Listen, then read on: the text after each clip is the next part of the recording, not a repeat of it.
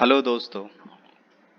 आज मैं आपको वज़ीर एक्स में जो आपको स्टॉप लिमिट और लिमिट के बारे में थोड़ा सा बताऊंगा कि इसको किस तरीके से हमें अप्लाई करना है, किस तरीके से हम इसका यूज़ ले सकते हैं, इसका मतलब बेनिफिट क्या है, कहाँ पर इसको यूज़ करना चाहिए।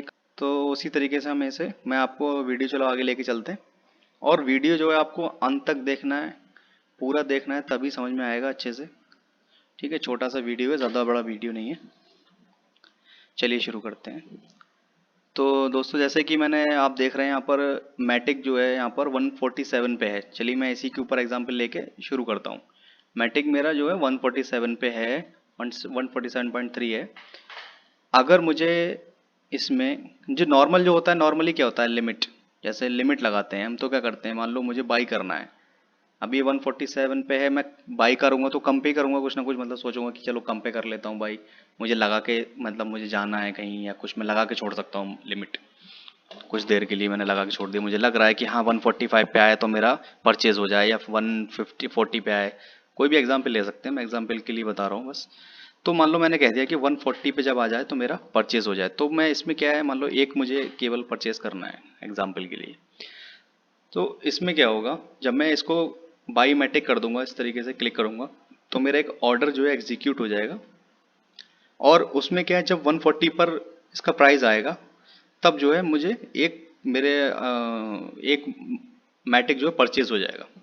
लेकिन वहीं सेम यही है, सेल में भी यही होता है लिमिट में। जब मैं मान लो 147 पे चल रहा है, मैं 150 लगा दूं यहाँ पर प्राइस, और मैं एक मैटिक मुझे बेचना है तो बेच दूं मैं, तो उसमें ये होगा कि 150 पे जब भी प्राइस आएगा तो मेरा एक बिक जाएगा। लेकिन यहाँ पर जब मैं स्टॉप लिमिट यूज़ करता हूँ तब क्या होता है, उसका यूज़ क्या है। वैसे तो ये है कि नॉर्मली दोनों का सेम ही है यूज़, कुछ ज़्यादा फर्क नहीं है। लेकिन किसी किसी टाइम पर जो है हमें स्टॉप लिमिट जो है ज़्यादा बेहतर यूज़ में आ सकता है, ज़्यादा अच्छी तरीके से हम इसको यूज़ कर सकते हैं, उसके बेनिफिट्स थोड़े से ज़्यादा हैं। जैसे कि अगर मान लीजिए मैं जो 150 पे मुझे बेचना है अपना कॉइन, जैसे कि मैंने पहले बताया 150 पे मुझे बेचना है, तो मैंने डायरेक्ट 150 लगाया और हो गया। लेकिन क्या है, मैं चाहता हूँ कि पहले ही मुझे थोड़ा सा ट्रिगर हो जाए, मुझे पता लग जाए कि मतलब हाँ 149 पे जैसे ही मान लो मैंने यहाँ पे लगाया स्टॉप प्राइस 149, और 150 पर जाकर 150 के रेट में मुझे बेचना है, तो यहाँ पर क्या है, स्टॉप प्राइस जो मैं लगाता हूँ वहाँ पर जाकर जो भी कॉइन है वो ट्रिगर हो जाएगा, मेरा ऑर्डर जो है वो ट्रिगर हो जाएगा कि योर ऑर्डर इज ट्रिगर्ड। और मतलब इस तरीके से मैसेज आ जाता है, जैसे हमारे पास अगर वजीर एक्स का मोबाइल का ऐप है, तो उसके अंदर क्या है ना, मैसेज आ जाएगा आपको कि 149 पर आपका ऑर्डर जो है ट्रिगर हो गया है। तो ट्रिगर होने के बाद 150 तक पहुंचने में कुछ टाइम लगेगा, तो आपको पता लग जाएगा, आप देख भी सकते हो ओपन करके कि 150 तक है या ट्रेंड कुछ चेंज हो रहा है। तो आप कुछ चेंज वेंज करना है तो आपको थोड़ा सा टाइम मिल जाता है इसमें, कि 149 पे आपने लगा रखा है, आपको पहले मैसेज आएगा ट्रिगर्ड का, मतलब ट्रिगर्ड होगा, उसके बाद जब 150 पे पहुंचेगा तब वो सेल हो जाएगा। आप चाहो तो थोड़ा सा इसमें डिफरेंस भी कर सकते हो कि मुझे पहले ही थोड़ा पता लग जाए 148 पे है, तभी आप पता लगा लो कि हाँ 148 पे आपके पास मैसेज आ जाए, उसके बाद 150 पे आकर ही बिकेगा वो। लेकिन ठीक है, ये ट्रिगर्ड होता है इतने पे और उसके बाद बिकता इतने पे, एट प्राइस जो होता है उस पर वो बिकता है। ये ऐसी सेम इसमें जो एट प्राइस है उतने पे सेल होगा, ठीक है, और 148 पे ट्रिगर होगा। 148 पे जब आएगा तो ट्रिगर हो जाएगा, मुझे पता लग जाएगा हाँ 148 पे आ गया, और 150 पे जाके वो सेल हो जाएगा, मेरा कोई भी जो भी मेरा मतलब कॉइन है वो सेल हो जाएगा।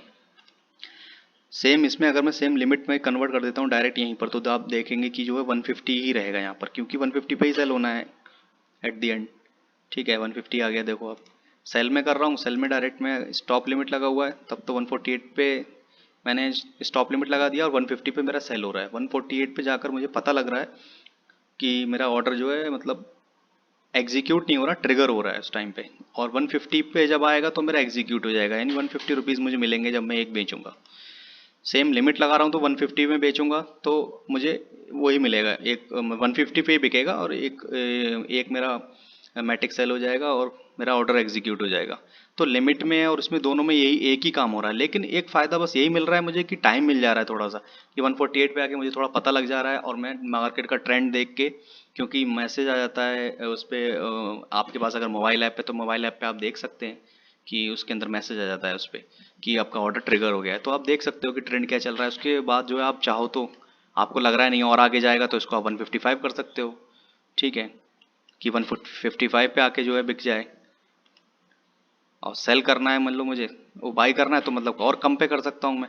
जो भी है, मतलब मैंने तो ये 147 के हिसाब से बताया था। तो मान लो जैसे अगर रेट जो है 160 का चल रहा है, तो 148 पे आके ट्रिगर हो जाए और मेरा परचेज हो जाए आके 145 पे, ठीक है। जब मान लो बाई मुझे करना है कोई भी चीज़, तो जैसे ये है 146 हो गया है अभी, और मुझे अगर जैसे मैंने पहले बताया था 140 पे मुझे ट्रिगर हो जाए और 138 में बाई कर लूँ, ठीक है। इस तरीके से कर सकते हैं हम। तो 138 में मेरा बाई हो जाएगा, 148 पे आके मुझे मैसेज मिल जाएगा बाई में। और इसमें एक चीज़ और है ख़ास, जो मैं आपको बता देता हूँ। जैसे कि मुझे जो है अपना जो कॉइन है वो मुझे बेचना है 150 पे, मुझे बेचना है उसको 155 मान लीजिए, ठीक है।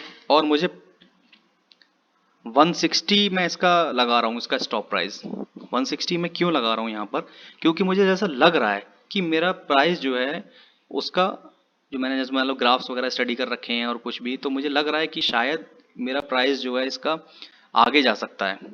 आगे जा सकता है इन द सेंस 165 हो सकता है, 170 जा सकता है, 180 जा सकता है, कितना भी। अगर मान लो मार्केट कैप को ब्रेक करता है तो वो आगे तक जा सकता है, मुझे ऐसा लग रहा है। लेकिन अगर नहीं गया तो 160 तक जाएगा। तो 160 तक मुझे अंदाजा है 160 62 तक जाएगा। तो मैंने 160 पे जो है लगा दिया अपना ट्रिगर, ट्रिगर हो जाए। और अगर मान लो वहां से अगर कम होता है तो मेरा 158 पे बिक जाए, तो उस केस में क्या करता हूँ, ऊपर जो है यहाँ पर बड़ा अमाउंट लगाता हूँ और नीचे जो है थोड़ा छोटा अमाउंट लगाता हूँ। उसमें मुझे फ़ायदा ये होगा कि अगर मान लीजिए मार्केट जो है 160 तक गया और 60 के आने के बाद मान लो मैं यहाँ पर नीचे लगा देता 162, तो मेरा क्या 162 पे बिक जाता। वो सेम काम तो मेरा लिमिट में भी होता है। लेकिन स्टॉप लिमिट में क्या हुआ कि 160 तक गया, जाने के बाद वो और आगे चला गया, और आगे चला गया। तो जब लौट के जब तक मेरा वापस जो है 158 पे नहीं आएगा, जब वापस 158 पे आएगा ना, तब मेरा बिकेगा वो 158 वाला।